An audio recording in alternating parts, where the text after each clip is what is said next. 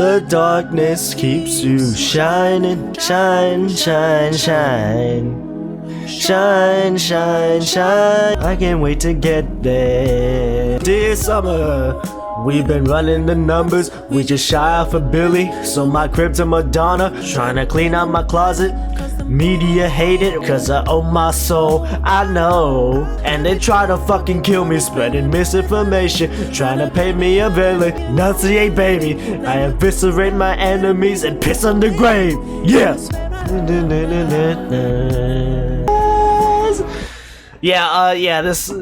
This weekend album has been on my mind lately. Still a good album, by the way. Yeah. Can't wait to get to Cuomoville though, because that's what this video is about. Hello everyone.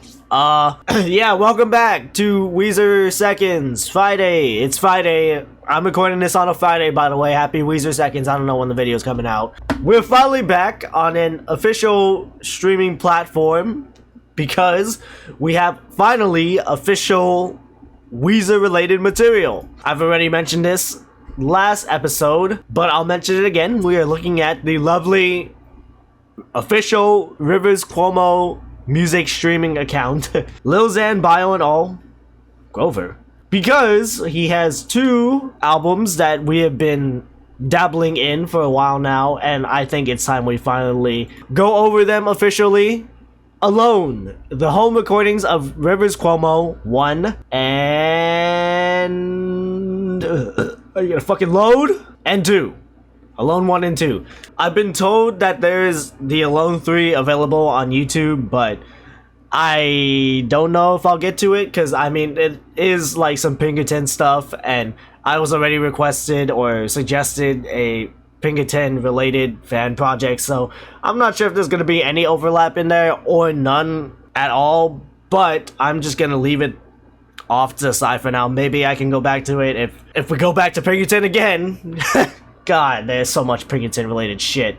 But anyway, we're just sticking with Alone 1 and 2 because those are the only ones officially available on streaming services out to the public, so yeah, sorry about that. But you know, we've already dabbled in these 2 Alone recordings because obviously of songs from the Black Hole, the Pinkerton Deluxe, and all that stuff. You know, considering that we're on the topic of Pinkerton, yeah, there are definitely gonna be some songs in here that have overlap. I've already mentioned this problem that comes up ever since the Weezer Seconds started. But basically, how we combat the overlap, we're gonna skip the songs, okay? I'm not gonna listen to all of this fully because we're gonna skip all of the ones I've already heard through the Black Hole playlist.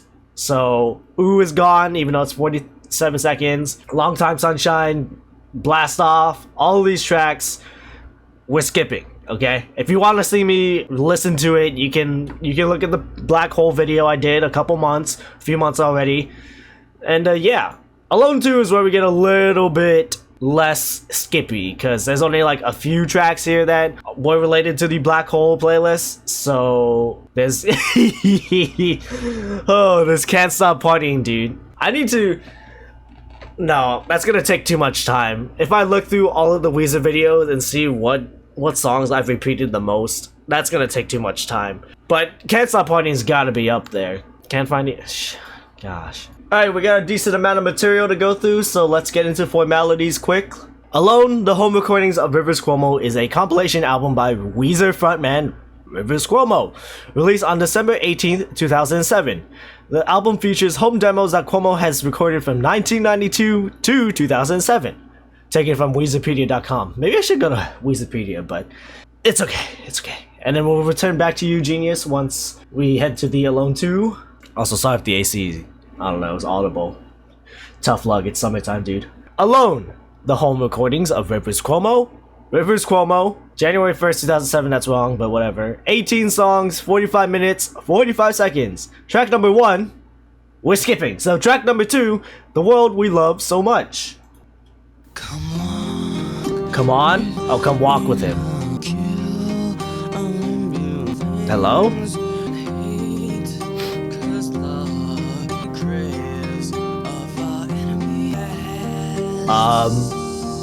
Hello?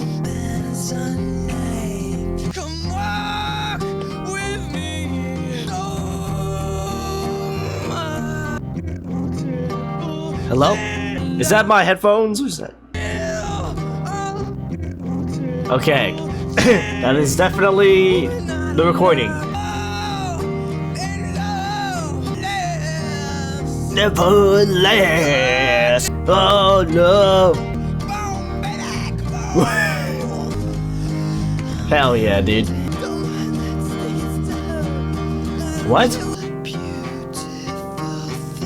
Okay, wow, that was very, wow.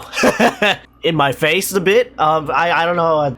All I could think about was Nirvana-like balladry. Because I felt like this feels very Cobain-esque in a way, which makes sense if we know anything about Weezer lore. I know he's mentioned countless times in the past about his inspirations. Nirvana, Pixies, The Who. No, not The Who. The Cars. That Nirvana type of balladry. Especially with him screaming like that. What is this, Paperface? Oh, okay, well, it's not even an original Cuomo song. Demo recorded in February 1992. This is a cover of a Greg Alexander song originally released in 1989. Rivers' comments were ooh. I took some time out from writing my own songs and from collaborating with Pat to record one of Greg Alexander's songs. I was in love with the over-the-top personal emotionalism of his vocal performances and lyrics. I pictured him at 16 breaking down in his dark little vocal booth, crying as he was singing his songs, which was pretty much how he was presented in the CD booklet. Greg Alexander's music was a beacon leading me towards more personal emotionalism in my own art. I was subletting a room from another musician who had taken off to Australia for a while. He had left behind a nylon string acoustic guitar, which I happily used to record this song, and a bunch of ineffectual acoustic foam on the walls. I dreaded the thought of being heard while I was emoting like this, so I embraced the illusion of privacy provided by the foam. Sweet. Get out of the way, Jid, and offset down. The speaker's realization and cooler head prevails once again, and his voice softens as he admits to the self-destructive patterns he has noticed. Okay, well, yeah. Why did I not say this was very Pinkerton-like? Maybe it's because I've been already mentioning Pinkerton too much, but yeah. Very emotional, very in-your-face, very screaming. Finally, we've been adding more to the highlights, officially. Alright, next track that we don't have to skip. Lemonade. Got the juice. Coding got me tripping. I would.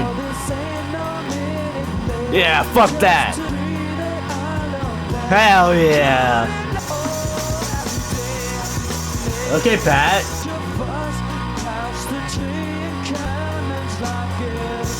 Let's go. Let's go. Happy day. Hello? Spotify, these lyrics, dude. Hard. That's definitely how you drum. Woo! Woo! Woo! Woo! Okay, what the? Okay, yeah, okay. A little cute. Life gives you lemons type of song, literally, because, you know, this is where the duck got inspiration, you know. This gave him the motivation to get up on his ass, walk to the lemonade stand, and ask if he got grapes. So I don't think he fully got the message from Rivers Cuomo correctly, but, you know, hey, you know what? He made his own story, and good for him. And he said to the man, Rivers Cuomo, hey, bum, got any drugs? Rivers said, I can't stop partying. And then he blew up the fucking lemonade stand with his grenade launcher. Spring 1993. Did everyone else's mom tell them the lemonade story? If life gives you lemons, make lemonade. Yep, tale as old as time. In my case, the lemonade I was making was my recent songs. Say it ain't so, oh, whoa. No one else, etc. I went on a round-the-country trip on Amtrak over Christmas. I had a tape of the music for Lemonade with me, written and performed by Pat. And I wrote the lyrics on the train after stopping at my mom's in Connecticut. I recorded the vocal in the garage when I got back home to Los Angeles.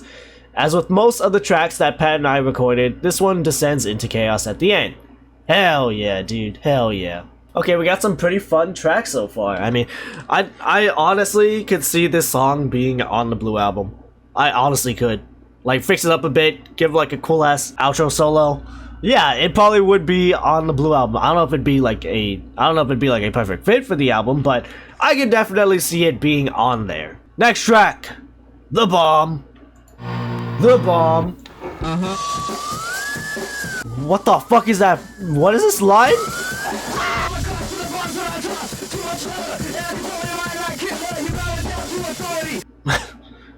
Give me time to process what you just said first.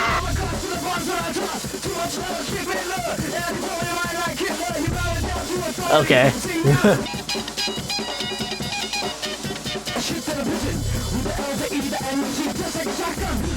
What the fuck are the lyrics?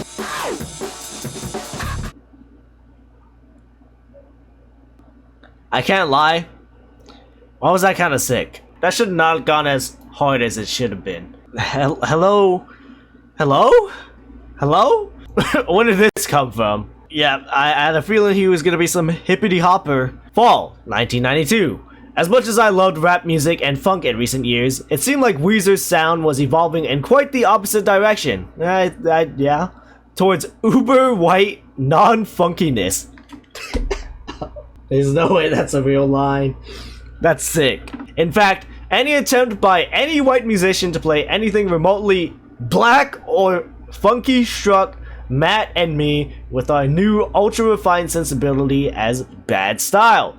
We cringed with embarrassment and disgust whenever we saw a white person trying to rap or be funky in earnest. White people shouldn't try to be funky was the underlying belief. But I loved rap music, and so I recorded this cover of one of Ice Cube's songs. That's an Ice Cube song? Okay, never mind. That definitely makes sense. I really had no idea how to sing it, but I couldn't take my rap voice seriously, so I kinda gave it a Beastie Boys scream and hid behind a wall of distortion. I believe that nothing could come of musical explorations like this, but it was still really fun to do. I mean, it did sound pretty sick, I can't lie, but wow, okay, riverscuomo doing something related to rap and hip-hop, and it's not something like what he said here with the, you know, talking about white people shouldn't try to be funky or make rap music or whatnot. Yeah, I mean, he kind of did something cool here. I mean, that was kind of fun. That was pretty chaotic. It felt very un-Weezer-like, but I mean, it's not bad. It's not bad. It's a little chaotic and a little out of place, but I mean, it's not bad. It's not bad. That About bio is so funny, though. Shout out to Ice Cube, I guess? I don't know. The next track, though, a fucking banger. Buddy Holly, the demos version. Synthesizers? Is this the one that was supposed to be Is this the one that's supposed to be, that they plan to be, what am I saying? Is this the song, is this the version that they had planned for Pinkerton? Ooh, we Holly, and you're Mary Tyler Moore. I don't care. Don't you ever fear, I'm always help. You need a guardian.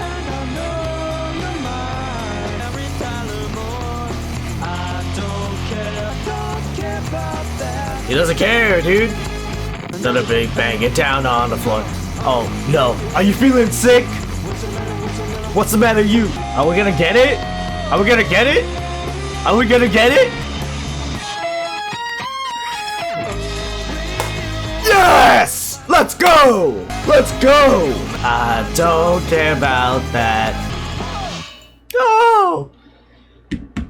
After all this time, the Weezer lick still prevails. Golly. Well, it's pretty much a slower version. If I haven't read the Genius About section yet, but if this is potentially what would have been, what Buddy Holly would have been had they slated it for Pinkerton, yeah, I don't know. Maybe it would have worked, but I don't know. I think the original Buddy Holly has been so stapled into my mind for so many years now that if I see it in any other context, I probably can't see it, dude. I probably just can't get with it. It's like calculus, dude. I probably won't be able to get it. They're frauding or something. I don't know.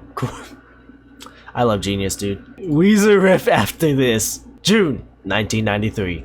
I was in the Santa Monica College Choir and I met a kid named Steve Graff who lent me his chord keyboard. Inspired by its goofy synth sounds, I decided to write some new wave influenced songs. The chorus melody, though, I came up with as I was walking through the lawns of the campus. The melody was in time to my steps. Ooh wee ooh, I look just like Buddy Holly. The lyrics I struggled with, trying to find the right reference point. An early version read, ooh wee you look just like Ginger Rogers. Oh, I move just like Fred Astaire. The life situation that inspired the lyric was an accident in which the Weezer guys were making fun of my friend Kyung Hae, also in the Santa Monica College Choir. They were the homies. This is my girl. What the fuck? I'm getting more Buddy Holly lore. I rarely wrote lyrics about tension between me and the guys in the band because I thought it would be awkward for us all to perform those songs together. In this case though, it didn't seem like a big deal. Obviously this track is kind of slow compared to how it ended up on the Weezer record. Yep. Even on the Weezer record, we recorded it pretty slow. I mean, yeah, that's true. I've always liked big, fat, heavy guitar sounds, and when I wrote in a song with a sound like that, I end up digging in my butt and playing real slow. It isn't until we hear a song back on tape that we realize, hey, that's a little dirgy. Wow, we're getting a lot more Buddy Holly lore than I expected nowadays, considering how many times, actually, when's the last time I played Buddy Holly on this channel? El Hoiso? Well, like I said, people will die, animals will die, the earth will die, yet Buddy Holly will still be here. Alright, next track, Chess. I fucking hate chess. So true! Facts!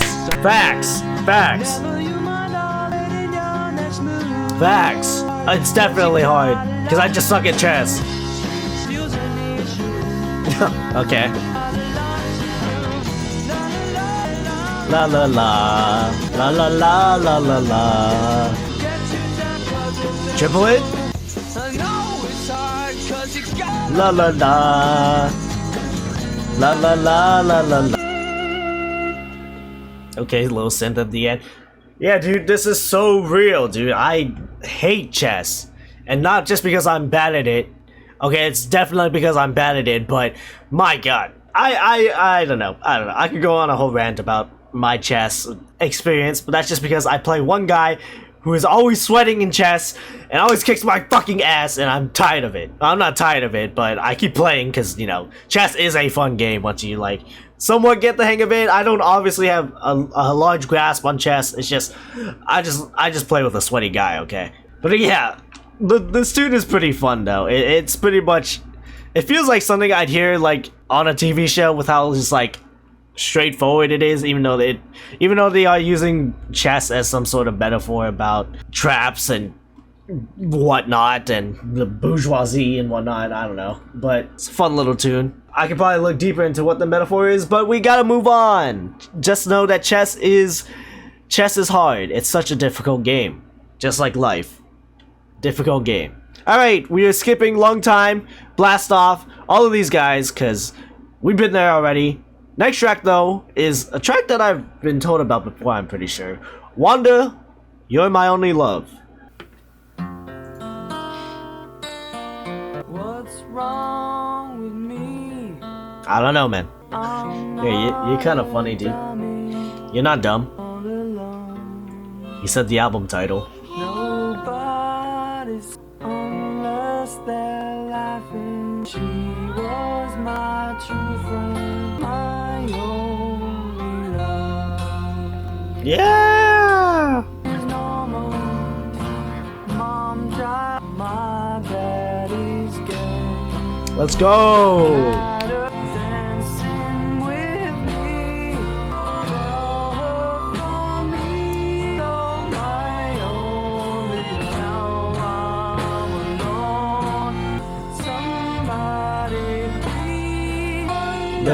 You're my only love. Wonder, you're my only love. You're my only love.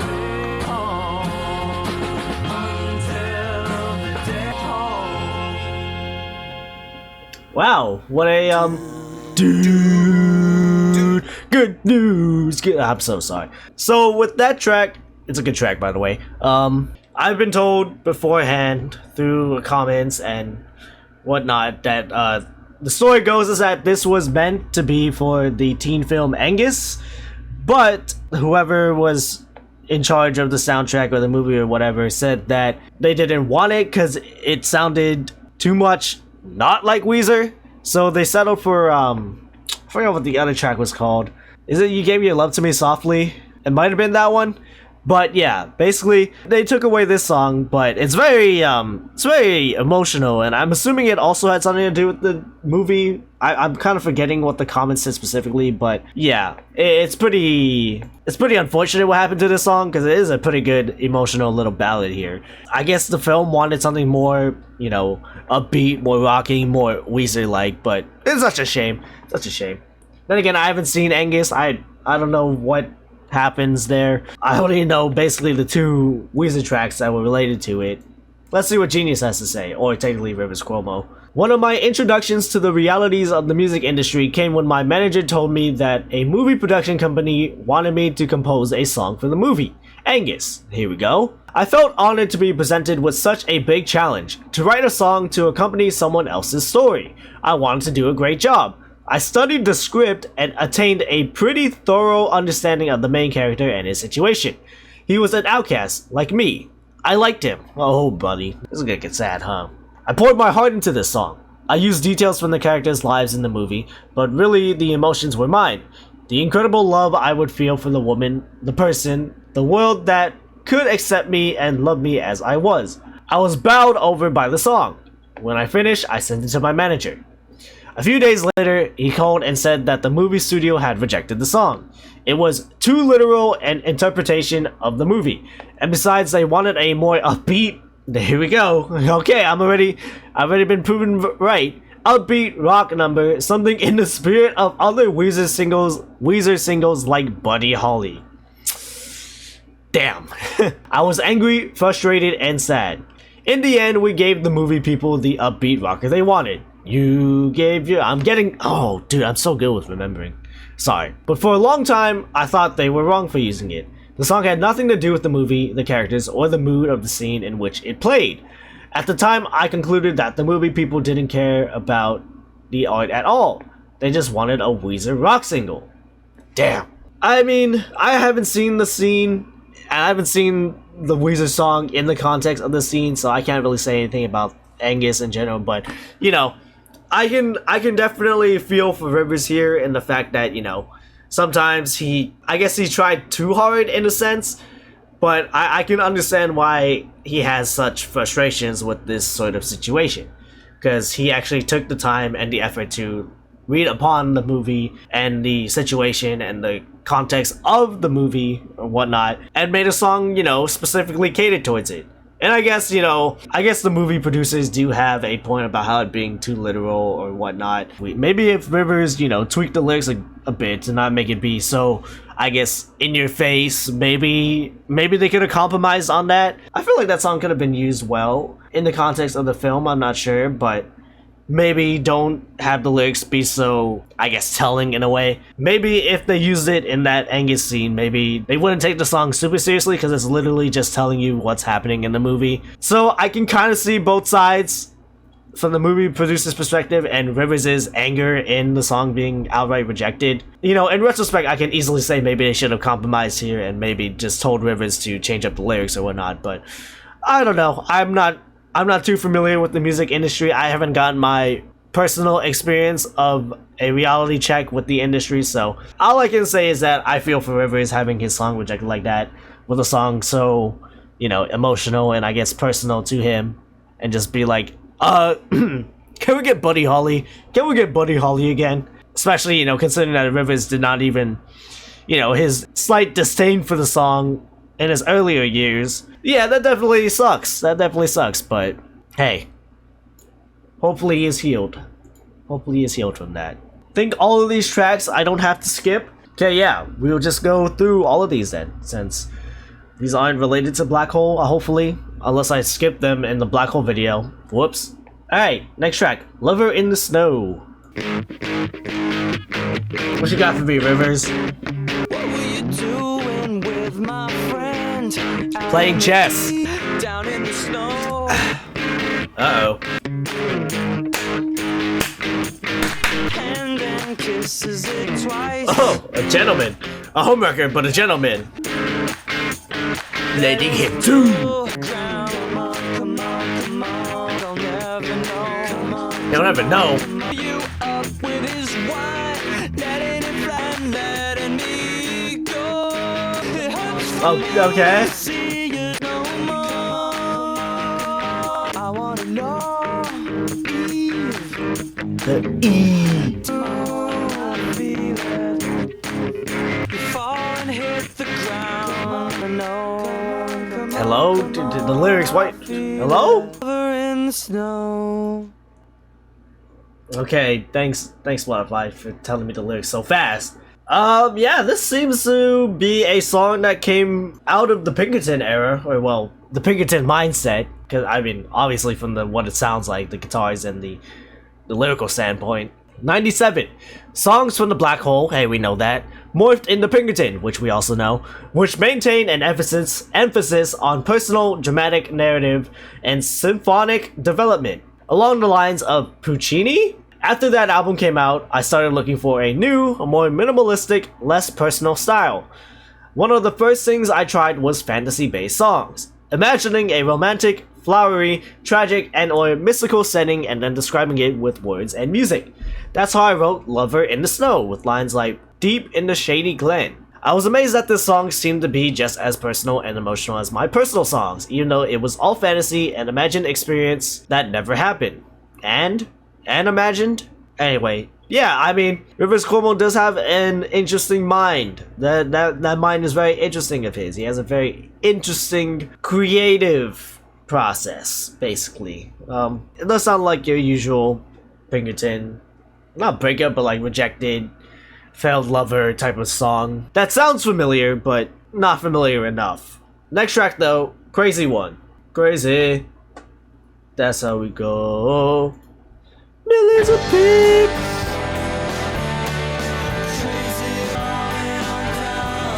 I know that one.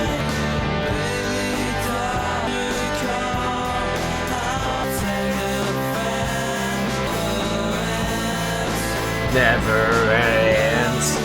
It never starts, man.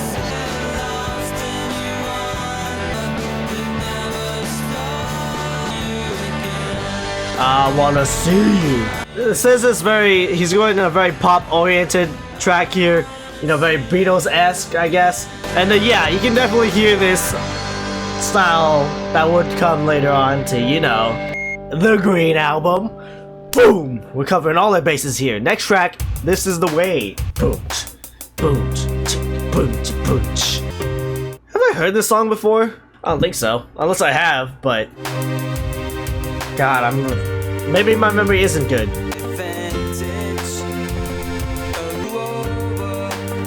This feels like a Red Album song. Hell yeah. Hell yeah. Okay, a little crazy, but...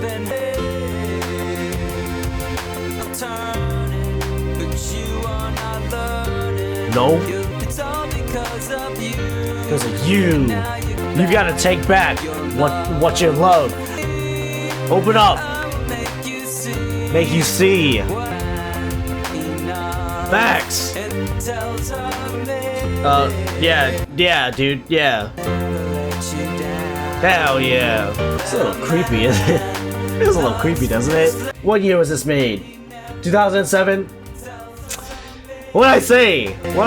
This feels like a Red leftover. Baby. Yeah, this is the way, baby. That's how real men should be. Fuck all that pussy shit.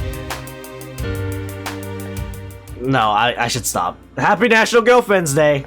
At least when this was recorded. Next track, Lil Diane. Diane, down deep inside I cry.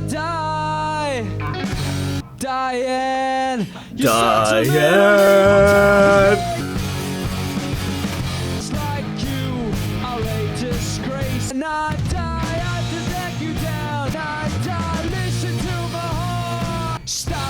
Stop it if you can. I wanna spread the Are we covering an old British tune? and I die. What the hell is happening, man? I die.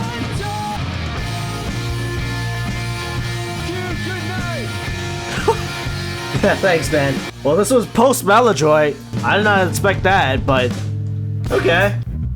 No one's another okay. Interesting one. I wish you had an axe guitar. It's 35 seconds.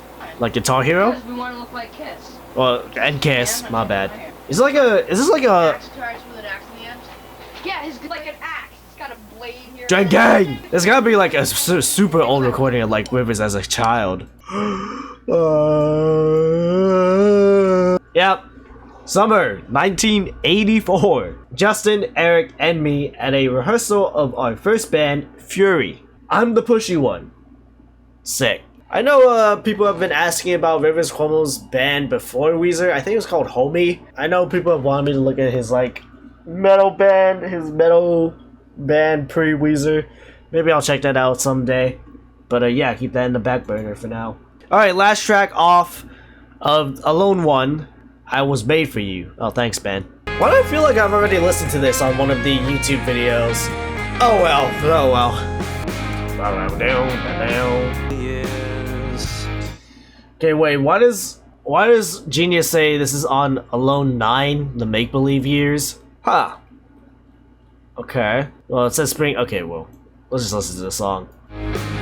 Nobody ever could know you're all that I can see inside. Inside. Such a fickle thing, So true. and it's why I want you, and you were made for me. 'Cause I was Made for loving you and all. my darling. I want you to. You're all that I can see. I am inside.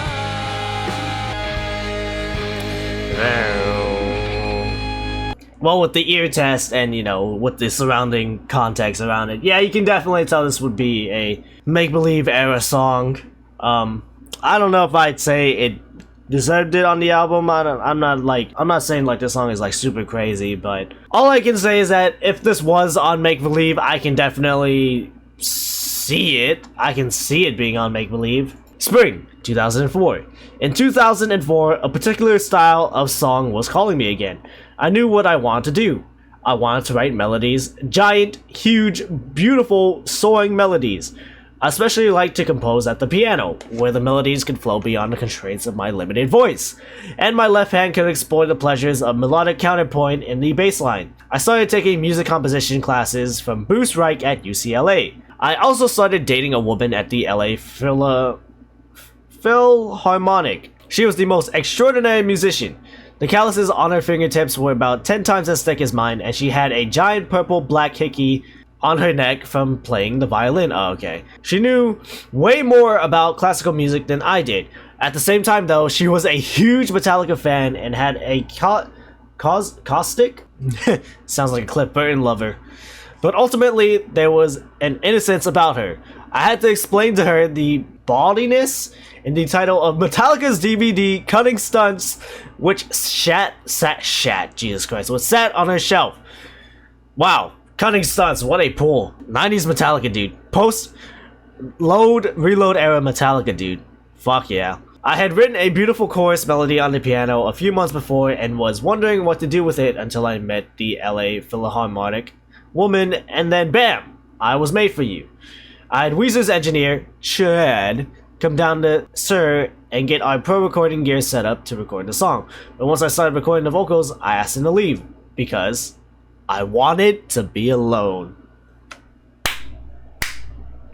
What a way to end off the Alone First album, compilation album. Cool. I will save my thoughts if I have any overall thoughts later, because we got a lot more material left. Let's see what other cool stuff we got on Alone 2. The home recordings of Riverscuomo. Actually, wait.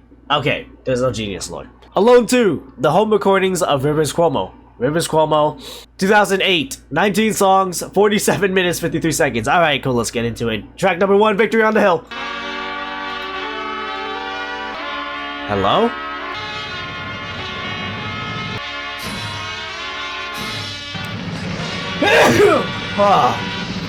Thanks, Rivers. Next track, I Want to Take You Home Tonight. Thanks, dude. Take you home tonight, down beside the fire. Hell yeah. Never seen your face before. You'll see it now. I probably won't see you no more. Never mind. Hello?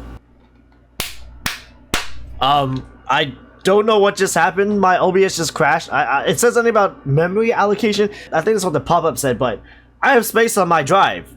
So, like, and I just fucked up my whole Logitech recording, because now, what the fuck is this? Why is it live? And why can I not scroll through this?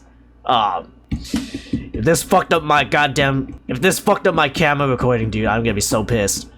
But, whatever, it should be fine. If not, I will crash out on Premiere Pro. But, hey, okay, anyway, let's continue our Alone 2 recording, I guess. This is the first time I've had a OBS recording just die on me in the middle of a song, I think. But, alright, cool.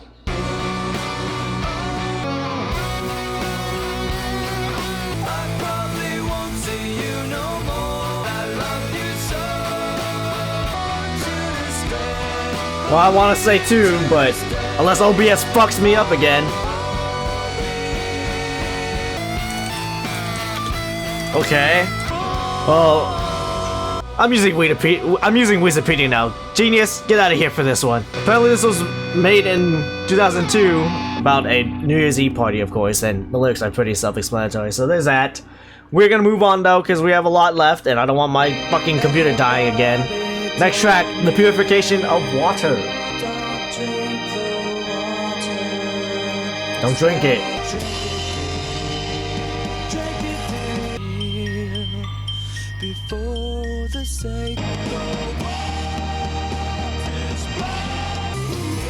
A little fuzzy solo here, huh?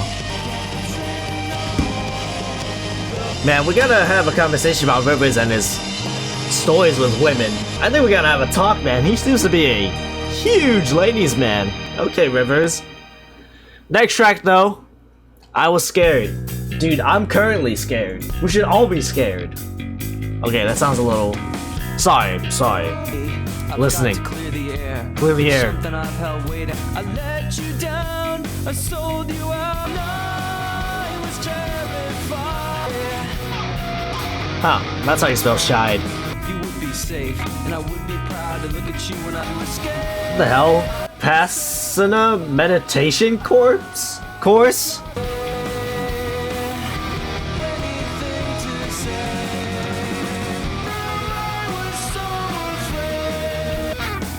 And I promise that I'll never ever do. Wow, okay. Not a bad track, actually.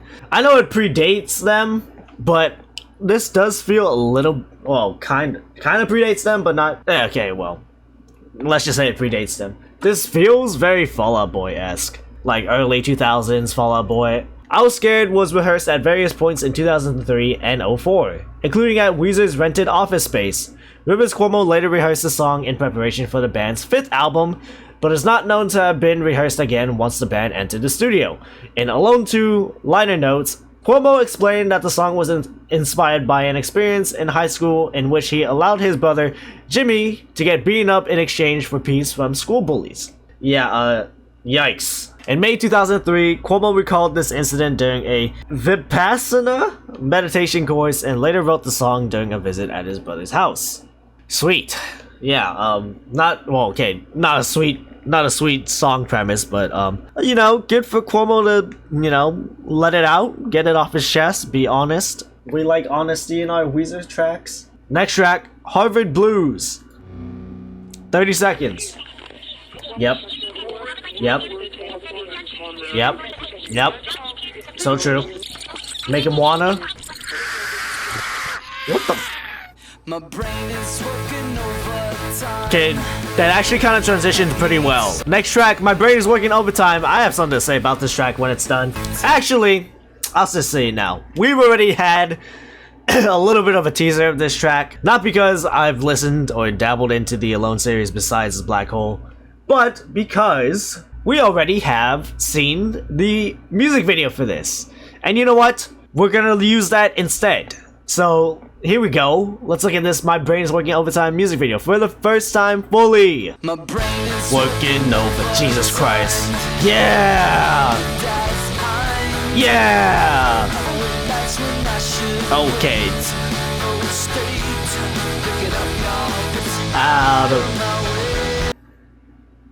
Wait, haven't we listened to this already?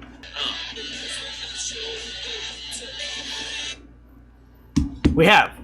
On Summer Songs 2K. Okay, well, we're already here. It's a little different version, of course, so might as well.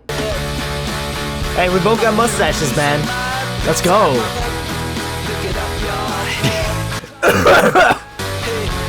Oh, is he in the box? Okay, wait a minute.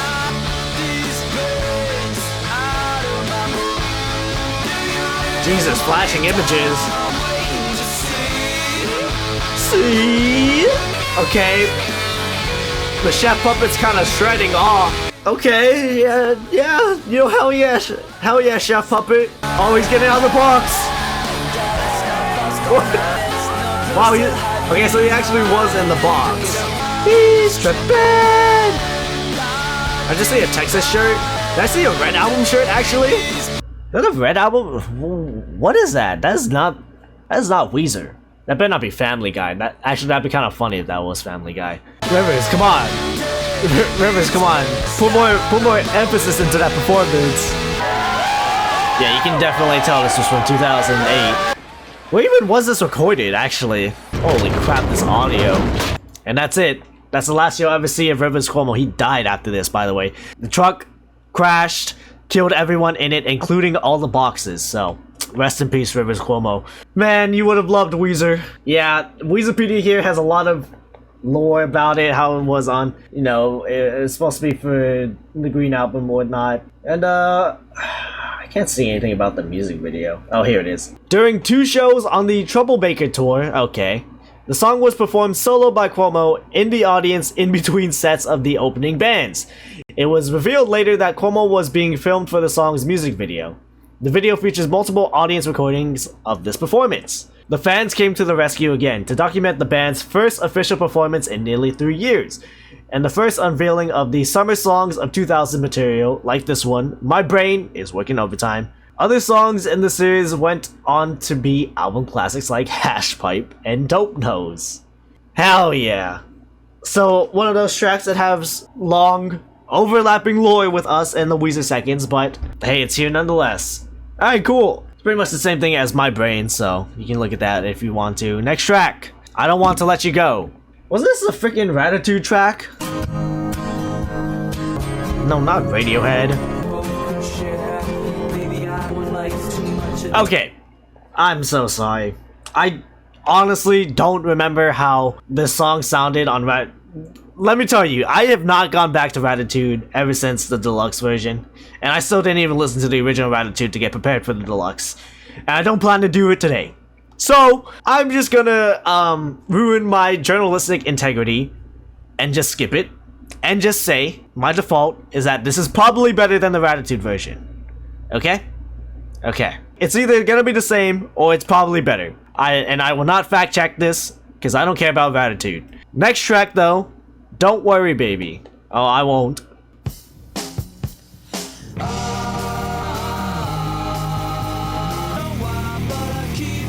I keep saying that to myself too, dude. No wonder. This is a cover. This is a Beach Boys cover. Yeah, that makes sense. That makes sense. Turn it up.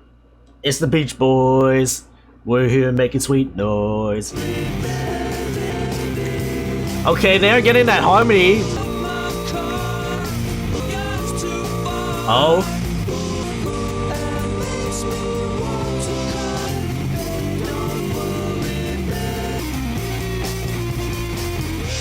the Beach Boys shred like this?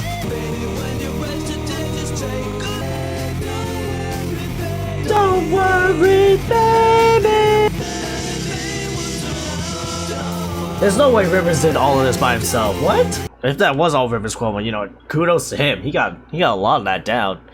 Cuomo notes that recording this cover was an attempt to help form his own sound. He had previously employed a grittier, singing, screaming sound for his vocals, but noted that he had more of a choir boy sound. He used Don't Worry Baby as a template for honing his own sound and style, substituting the sound of the original with Weezer's familiar chugging guitars and adding a guitar solo. Okay, yeah, that was a Weezer original. Makes sense. In the lyrics, Cuomo uses "and makes me wanna cry" instead of "and makes me wanna drive" in the original. Cuomo also recorded a cover of the Beach Boys' Surfer Girl around this time, perhaps for similar reasons. Well, yeah. Just like how one of the songs in Alone 1 had a very Nirvana-like esque, this one is literally Beach Boys. So, also I made a poll as of recording about the next GRFR, aka the best fucking series on earth, next friendly request video, and the poll is looking more towards the Beach Boys, so that's pretty timely in regards to this recording. So maybe we'll see a Beach Boys video on the channel soon, unless another album came by and just completely swept it from underneath. But yeah, I don't know. I haven't checked the poll results yet. Editor me, you can let me know. So, yeah. And speaking of attitude, we are going on to a deluxe track, a demo deluxe track, The Prettiest Girl in the Whole Wide World. And let me tell you, I haven't come back to the song either. Okay.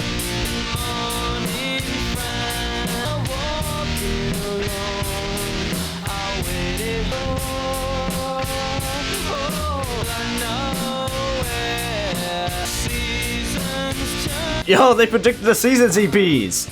Prettiest girl in the whole wide world. You can take her from me. Okay, Rivers. And there's no way, dude. There's no way the Ratitude version is 4 fucking minutes. Am I tripping? God. What the hell is this song 4 minutes? That did not need to be 4 minutes. Thank God this one's only like 2.5. Jesus. What'd they even do to make it double the length? I already forgot. Man. But yeah, thank God it's shorter, I guess. But yeah, that's pretty cool. That was a little pretty cool guitar doodle at the end. I probably have some more thoughts about it when I first listened to it on the Ratitude Deluxe. I don't really have any more thoughts about it now, because I, as you can see, I do not like Ratitude, or at least I don't really care for it. Yeah, I only care for one song off of Ratitude. Okay, 2, but mainly one song, and it's coming up next, and I can't freaking wait to hear what it has in store for me. Okay, let's get into it. Can't stop partying. Can't stop partying.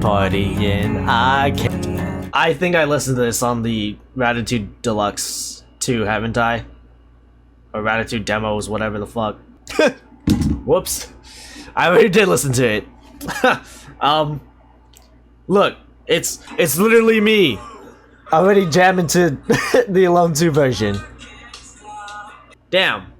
We are overlapping so much on this recording, aren't we? This is so loose and unorganized. I just have to hear it though. Sunday I hit all the clubs, and if you're looking for me, I'm in VIP. Screw rehab, I love my partying, I can't stop. I gotta have a lot of pretty girls around me. You was me, honey, you would do it too. Okay. As we already know, it is the best Weezer song ever, and the demo version makes it very, very, very powerful and emotional, and I want to cry every time I hear it. I'm tearing up right now, can't you see it? Anyway, this has got to be one of the most replayed songs on the series so far. Speaking of a track we've heard already, next track, Paperface, the Alone version. Scratch check, mama, so true. Okay, it's definitely different from the deluxe version. How the hell gonna get it back? Paperface.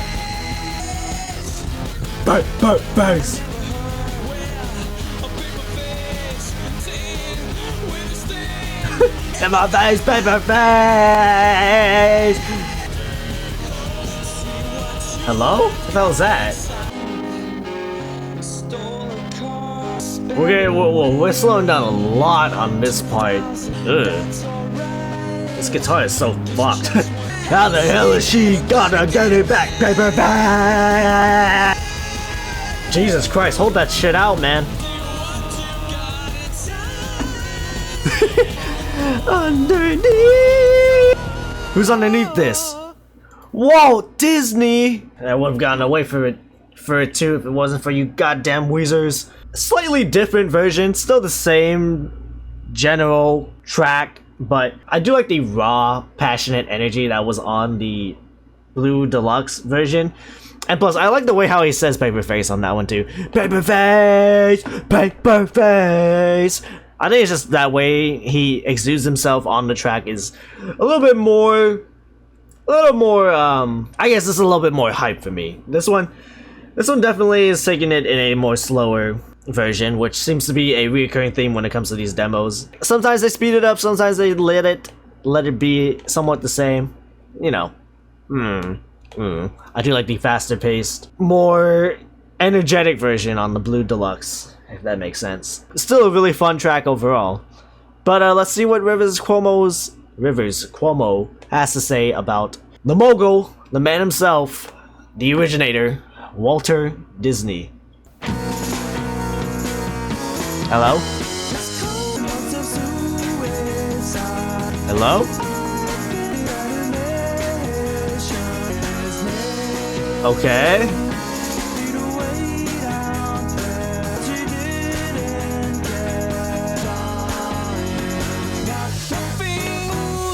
I can't believe it. When did this freezing Disney theory start? Hey, this solo's kind of fun. Solo's kind of cute. The melody's pretty nice. Something that can get stuck in my head.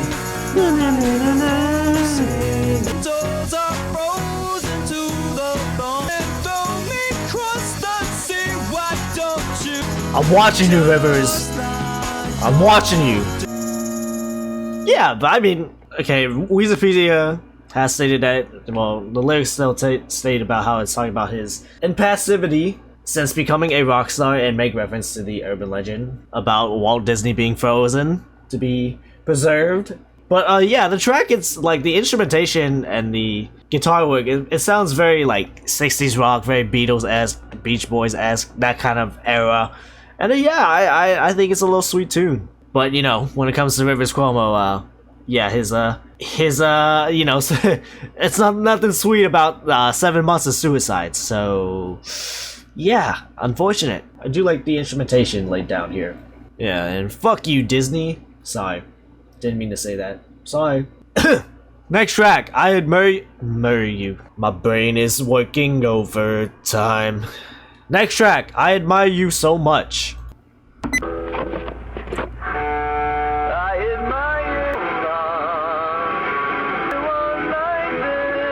True. Questionable.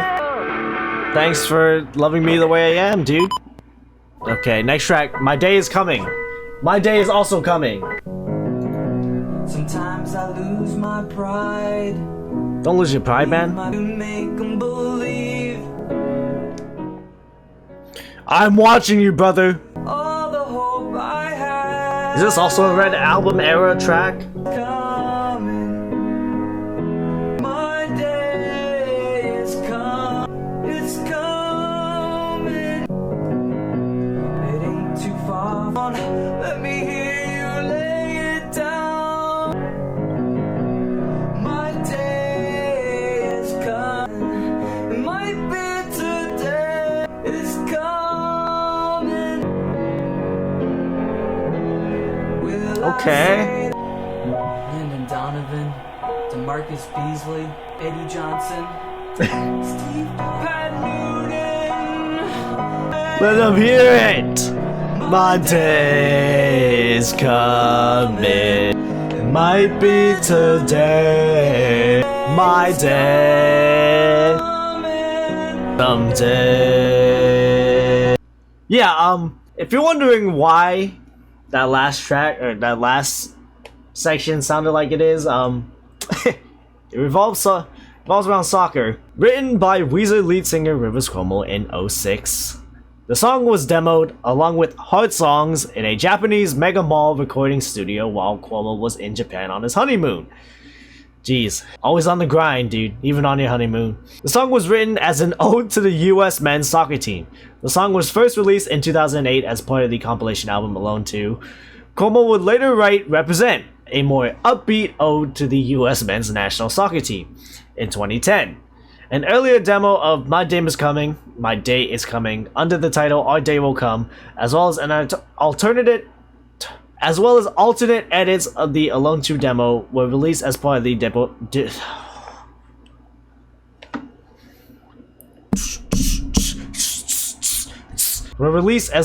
digital compilation Alone X, The Red Gratitude Hurley Years in 2020. Yeah, it's so funny. You can almost easily distinct when a Rivers Cuomo track was around the Red album era, because it just has that sound. I feel like the Red album has a very unique and distinct sound. Not to say it's the best sound, but you can always almost tell that it's from that era. Whether it be like the piano balladry or Rivers' kind of country dialect, it's pretty easy to fish out of like the Weezer demos in a sort. Unless they start putting orchestral music, then it's probably an okay human demo. Later that year, my creative mind turned back to the challenge and I had started writing. But now my mood was far different from before the cup. Now I just had come out of the abysmal experience of the team getting eliminated in the first round, of scoring only one goal in the competition, of losing 2 games and tying 1. So I wrote the anthem called My Day Is Coming. But it turned out to be more sad than rousing, more bitter than confident. Yeah.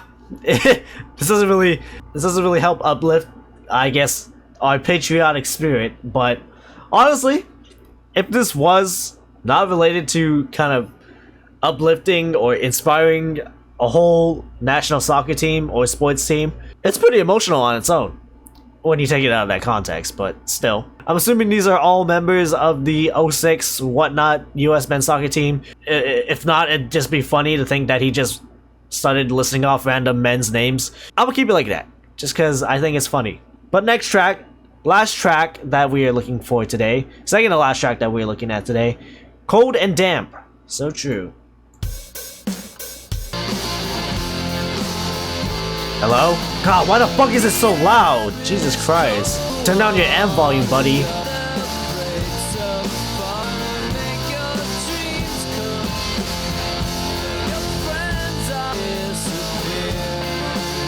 Yeah, that would be pretty tragic. And I hate how this freaking shirt makes it look like a V-neck. I don't wear V-necks. Hold up this solo though. Bye.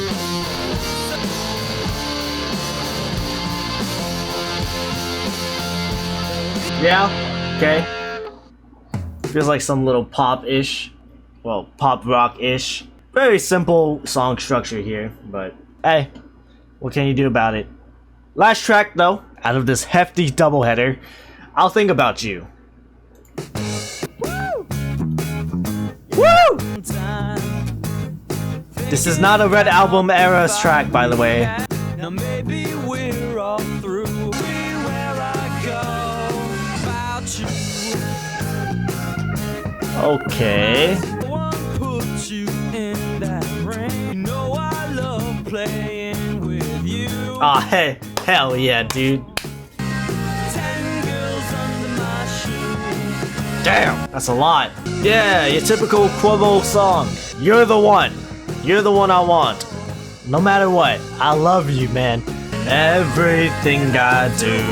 10 years down the road. A lot of mentions of the number 10 here.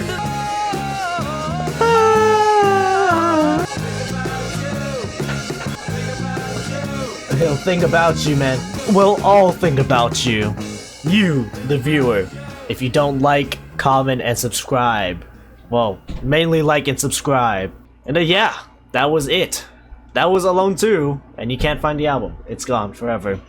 Sorry, goodbye. But actually, this isn't even like a Weezer track. It's actually related to Homie. I'll Think About You was originally written by Rivers Cuomo on July 14th, 1994, while visiting his mother in Connecticut, and demoed around the same time.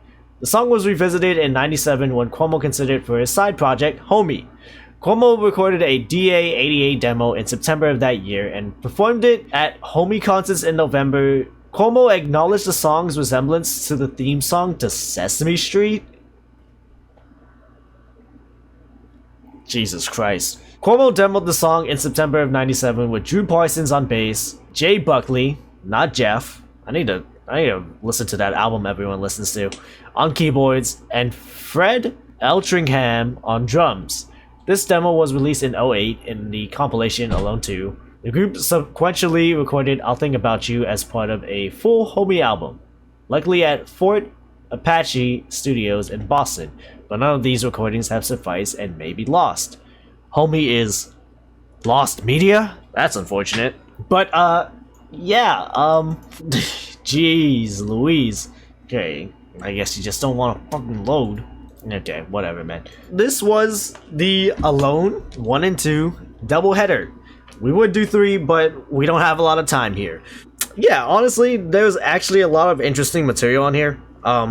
Of course, with the main heavy hitters that you'd instantly be able to weed out, like Buddy Holly or other demoed songs, there wasn't actually a lot of notable demo tracks on here. You aren't seeing a lot of Blue Album related tracks or anything else post Pinkerton, but obviously the big one you're gonna find apparent or whatnot in these 2 compilations albums are tracks that I've already, listened to. Songs from the Black Hole. So, taking the Black Hole section out of it, you still have some tracks that are pretty interesting or pretty, I guess, yeah, for lack of better terms, are pretty interesting to hear and see Cuomo, like, his early-ish creative process during and even before, like, his Weezer official debut, basically. Especially when it comes to, like, Alone 1. This one is a lot that has to do with, like, his early 90s stuff. And I guess it gives a little insight as to Cuomo finding his sound before they officially settled on what Weezer would eventually do on the Blue Album. So it's basically like a good little prequel to what would we'd see on Blue, but not entirely, because obviously there's still a bunch of Black Hole material. And if Buddy Holly if it does ring true to what I said about it, about how this would be the closest we got to the Pinkerton version, I guess it's just a lot of interesting material to see Cuomo's, creative process by himself most of the time, and a little bit of what he was like before we got to the band we all love and know him for. There are definitely some songs that, honestly, I would like to see them be fixed up and polished for a more studio official release, but I guess these are all just like loosies and leftovers that Rivers Cuomo just wanted to get out there. And if you're very interested on like other Weezer material, yeah, I'd say this is a very interesting dive into. And of course, you obviously can't forget the Can't Stop Partying demo. Obviously one of the best things to ever come out of this series. And there's like 15 of these. I don't know why I said 15. It's probably not 15, but yeah, there's just a lot to look into when it comes to these 2 albums. And you can just get a lot of stories and material and lore beyond what we already got with, say, like Blue or Pinkerton, or even post Pinkerton up until 07, 08. By the way, if you do want more in-depth details or notes from what Rivers has to say with a lot of these tracks, because I know I did kind of skim over a lot of tracks, because there were a lot of tracks, and I'm already on my 2nd hour of recording. Weezerpedia is your guy. Weezerpedia has a bunch of Rivers liner notes that I wasn't able to get through all of them, but if you do want to look deeper into some of the songs that we did not like talk about in depth, hey, we have just the website for you, because like pretty much almost every song has some sort of liner notes, and I probably mentioned some of these before, but they are very lengthy. They are very yeah, They are very lengthy. But that just goes to show you how online a lot of Weezer lore is, and how much we probably haven't even got yet. There's probably still some that we haven't scratched the surface of, but hey, until Weezer retires or dies, that will seem to be the case for years to come. But with that being said, thank you for watching another Weezer Seconds video in the books. Thank you for watching. Like, comment, and subscribe. Watch my other Weezer related videos if you want to. Watch my non-Weezer related videos if you want to. I'm telling you, this Weezer lore shit runs deep. It runs very, very deep. There's like craters of lore here. And I haven't even scratched the surface, dude. You guys can always scratch more of the surface. It seems like I will try to scratch some of the surface too, but to be honest, there's not much surface I need to cover left. But we still got other material to look at, because like I said in the previous episode, we have the rentals to look at next week. Not next week, Jesus. Next episode. I've gotten some suggestions on which album to go. I think we might as well start at the beginning. We will look at...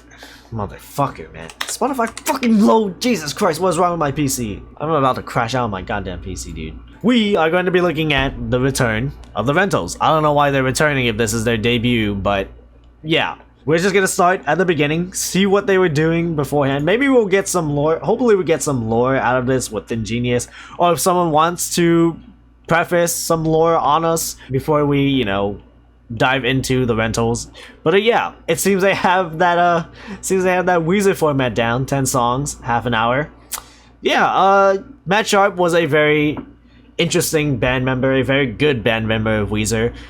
And I guess it'll be interesting to see what he does as a solo artist, or, you know, on his own with his own band. Will it be different from Weezer? Will it be exactly like Weezer? Will it be freaking hip-hop, rap, rock? I don't know. I guess we'll figure that out in a couple weeks. So yeah, rentals, next episode. And after that, I guess we'll figure it out again. Because I need to go edit this goddamn video. It took way too long. But that's what happens when I do double headers. So yeah, let me know what you guys think about the Alone series. Let me know what you guys think about the other Alone series that aren't available on streaming services. I probably won't get to those, because if I have to pay for them, I am not going to. I already gave Weezer my streams, even though they're probably like 5 cents in total. And yeah, let me know what you think about Alone 1 and 2. Let me know what you think about Rivers pre-Weezer, I guess, or pre-studio time. Shout out to Rivers. Lonely, I'm so lonely, all on my own. You got that, Akon.